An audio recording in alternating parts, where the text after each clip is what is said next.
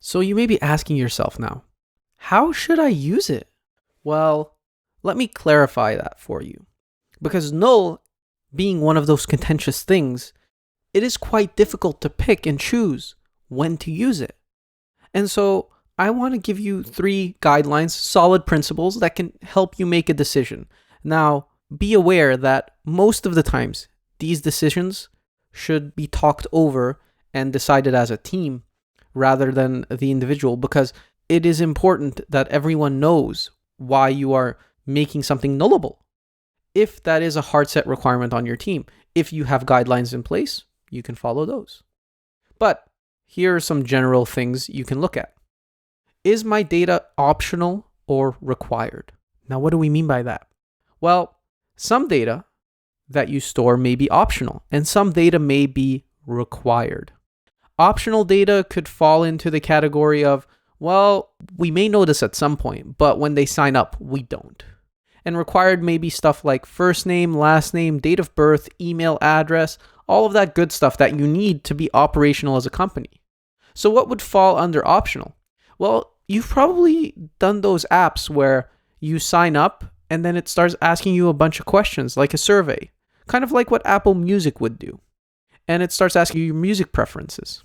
Well, here you can see that the required information was your username, your password, your first name, last name, billing address, all of that good stuff to create an Apple account.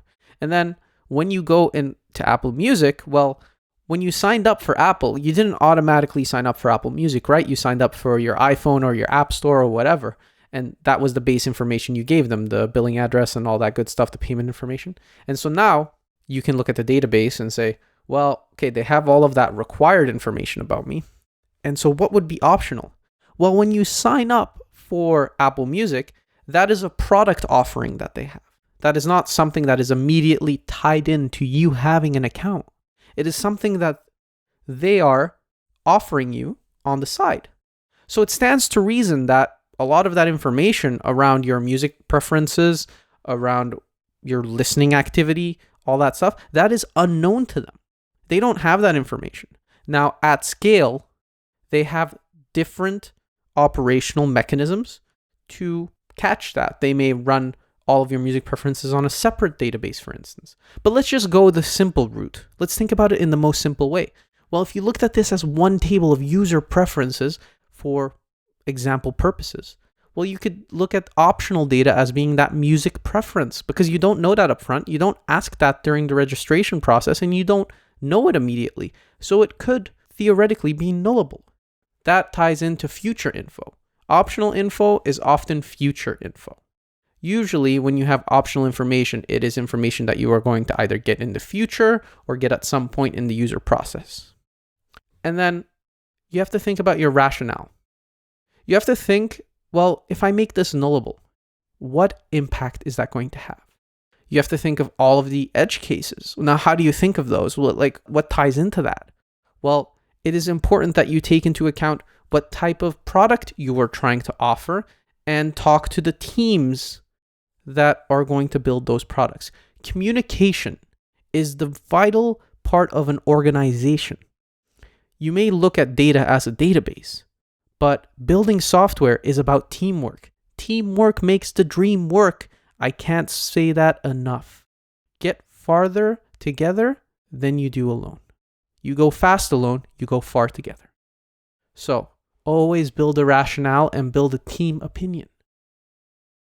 Now, what does future data look like? Well, like I said with the Apple Music example, it may be a column that you're adding to your database. At some point, you're doing a new product offering, you have some new data that you need, and you don't quite know yet what it is or where it's coming from. Like, you had all of the customer information, suddenly you have to track their address. Well, you have 10,000 users and you have none of their addresses. Okay, so you add the column address. And now what? Well, you can make 2 choices. Here you could choose to make the field nullable, and by default it will be null. Or you can choose to put in some temporary data. You could say temporary address. What would the drawback of that be? Well, the UI would work, like all of the software would continue working because data is coming back. There's no null value coming back. But the drawback is your data now becomes cluttered. You have to keep track of, in this column we put this temporary thing, and in this column we put this temporary thing, and here we did this. That doesn't really create a solid foundation to build software on. So in this case, because this is future information, this is something we're adding, a new offering requires the address, etc., etc. Well, now you have to go take into account that you may have to catch a null value here or there in the subsequent software you're building. And you may have to make a team norm out of, hey, the address field, null, that's the value we're going with. Because when you use a temporary value, now you have more technical debt to keep track of. Now, technical debt, that is a term that is so important. Technical debt is making a decision that you later on have to clean up. Making a decision that, in essence, causes you to do rework. So, if the system gives you a null value, my personal opinion is, well, in this certain scenario, go with that null value. It'll push you way farther because you now don't have to go and clean up. Okay, software has to catch this case. Okay, you have to communicate. But you're reducing the technical debt.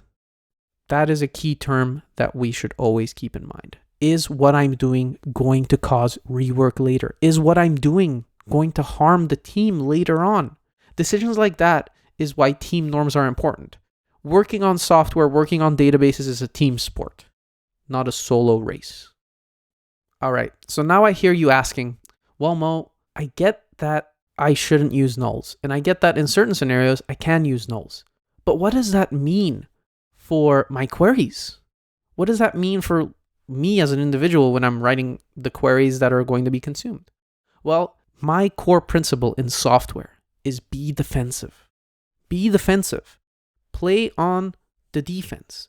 Always expect the worst possible outcome. Expect things to break. So how are we going to do that with queries? Always check for nulls when necessary. When you know something is nullable, when you go and look at the table and you see null values or this or that, always check for nulls when necessary. And that is so core. You see, in my experience, it is always of the utmost importance to be on the defense. Anything you write should be safe to consume. That doesn't mean that you can't send nulls through.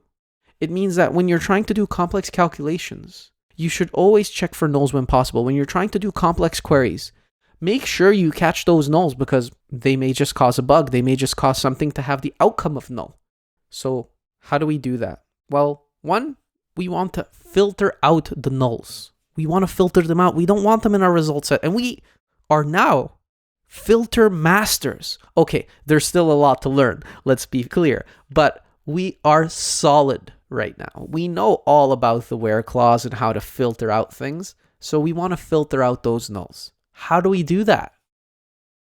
Well, you may be saying, okay, what if I go and I say is not equal to null? How would that work? Well, let's try it out. So over here, we have DB Fiddle again, and we have a small database with about 5 students. And let's see what happens when we select the last name. Well, then we said we're going to use our where clause. So let's say where last name not equal to null. And let's see what that does. No results. Okay, so let's do that with name and last name. Still no result sets. Interesting. How could that be? Well, you can't check null to null because as we saw, when you select null equal to null, it will return you null. So how do we check true or false here? It's breaking our where clause. It's breaking our mastery of the where clause. Conceptually, it's kind of weird, right? We know that we could do like not equal to null, but as I said, anything you do with null returns you null. So how do we do this? What we're going to use is called the is operator. The is operator allows you to filter on values that are null, not null, true, or false. So it is a special keyword that is reserved for the where clause in the cases that you want to check on null and not null. And how it works is you select star from a certain table where the field is, and then you can optionally put a not, is not null, or is null. So let's try that out. We're back here in DB Fiddle, and let's do name is not null. And let's see. Oh, we're suddenly getting values back. Okay, so we can see student 2, student 5, and we can see that their last name isn't null. So let's go try that with last name again, because that didn't work prior time either. So we're going to check where the last name isn't null. And now we can see different students. So there's one student that has a last name but no first name. So the is keyword is that powerful keyword. So what we have to keep in mind with the is keyword is that it allows you to filter on values that are null, not null, true, or false.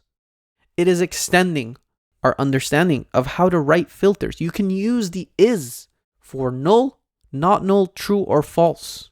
Okay, so the is operator can operate on true or false. How does that look?